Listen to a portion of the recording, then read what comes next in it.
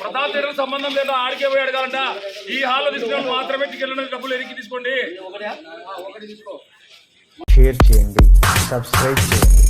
regular notifications కోసం bell బటన్ని